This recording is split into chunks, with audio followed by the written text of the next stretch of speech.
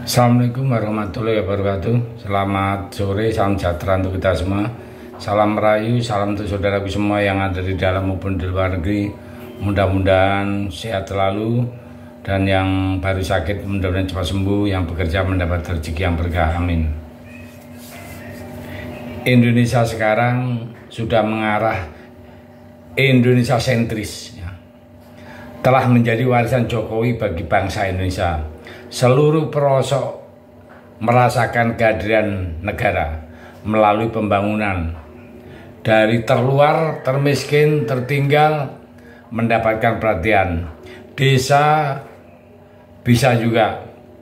Jadi di sisi lain, ya, Jokowi itu untuk yang kemarin-kemarin sangat positif sekali. Kita apresiasi lah. Itu bukti, ya, rakyat udah biasa, ya, dengan standar kepemimpinan Jokowi yang tinggi di Indonesia. Itu adalah menjalankan setia pada hukum, dan rakyat tulus bisa membantu pemerintahnya, dan pemerintah tulus bisa melayani rakyatnya, tidak memperkaya diri. Dan perlu diketahui, ya, melayani rakyat dan bangsa itu harus melekat pada diri seorang pimpinan Indonesia, religius dan bukan sekedar hanya pidato setiap saat. Artinya aspirasi rakyat harus didengar oleh presiden dan jadi dasar panutan kebijakan pemerintah. Berdialog turun ke bawah, ke lapangan, dan hadir sebagai solusi. Itulah standar Presiden Indonesia zaman sekarang, termasuk Presiden Jokowi yang punya stamina fisik, mental itu kuat, ya. Karena harus kunjungi Indonesia yang begitu luas. Kebijakan-kebijakan tidak hanya populis tetapi memang dibutuhkan oleh rakyat Indonesia. Perlu konektivitas industri dan nilai tambah dari hasil bumi kita untuk industri, dan sekarang digalakan industri dengan bahasa lainnya ada hilirisasi, ya. Jadi kita harus siapkan SDM yang mumpuni, yakni untuk menggunakan teknologi dan industri kreatif, ya.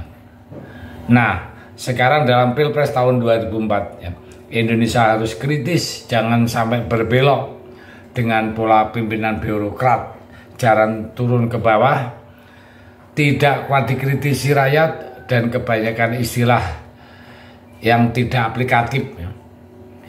Presiden Jokowi pernah berpesan agar tidak memilih pemimpin yang kerjanya diam di istana, menikmati AC dan ongkang-ongkang di istana. Nah, jadi negara ini adalah negeri besar. Kita rakyat Indonesia butuh pemimpin yang tepat, butuh pemimpin yang benar-benar dekat dengan rakyat, yang paham hati rakyat dan mampu memanfaatkan peluang yang ada di negara kita ini. Itulah yang sering disebut-sebutkan Jokowi pada saat mengadakan pidato baik kenegaraan maupun secara umum, ya. Jadi udah diwanti-wanti calon presiden tahun 2024 itu jangan hanya rutinitas, ya. Jangan hanya duduk di sana. Jangan rutinitas hanya datang untuk tanda tangan, ya. Kita harus tahu rekam jejak, bukti integritasnya dan kemampuan berhadapan dengan publik, ya. Harus jadi andalan, ya, calon presiden tahun 2024 nanti. Dan kita semua sudah punya standar tinggi, ya. Nah, dari ketiga capres itu, apa yang sering disebutkan Pak Jokowi tidak, bukan, dan tidak lain itu adalah melekat pada Ganjar. Dan bukti ini nyata, bukan sekedar omong kosong, ya. Contohnya, ya, kasus Wadas diselesaikan dengan baik. Kemiskinan di Jawa Tengah bisa diturunkan dengan bagus. Dan banyak lagi prestasi-prestasi Ganjar yang memang mumpuni untuk jadi pemimpin. Kalau masalah belusukan gak usah diragukan, Ganjar adalah jagonya. Malah orang atau media massa itu menyebutkan kalau belusukan Jokowi aja kalah. Kalau Jokowi datang ke masyarakat rame-rame segala macam, selesai kan. Ganjar lebih ekstrim lagi. Ganjar datang dan mengumpulkan masyarakat, temu berhadapan langsung sampai malam dan tidur di rumah warga. Luar biasa. Sampai ya, baru beberapa hari kemarin itu Najwa Shihab ya, itu sampai ikut belusukan malam-malam. Nah, Najwa Shihab sampai ikut kampanye juga. Artinya apa? Artinya presenter kondang ini akan membuktikan betulkah yang ada di video-video itu Ganjar itu belusukan sampai malam-malam. Ternyata itu tidak bohong. Najwa Shihab sampai kagum-kagum itu lihat Ganjar dengan menjiwai, dengan makannya adanya, dengan diskusi tempat yang seadanya, dan sangat menikmati hidangan yang ada, serta ya, menerima masukan-masukan dari rakyat yang ada di bawah. Itulah Ganjar Pranowo.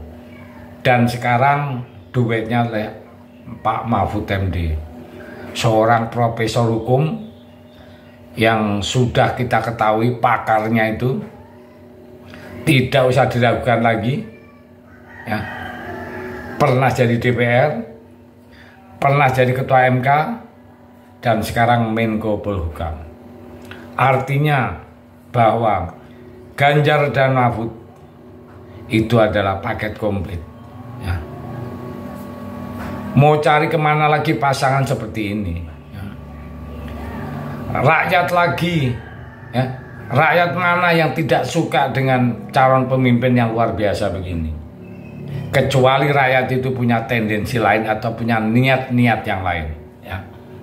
Kalau memang tulus untuk NKRI, kemajuan dan kemakmuran rakyat Indonesia, saya pikir pasti pilihannya Ganjar dan Mahfud.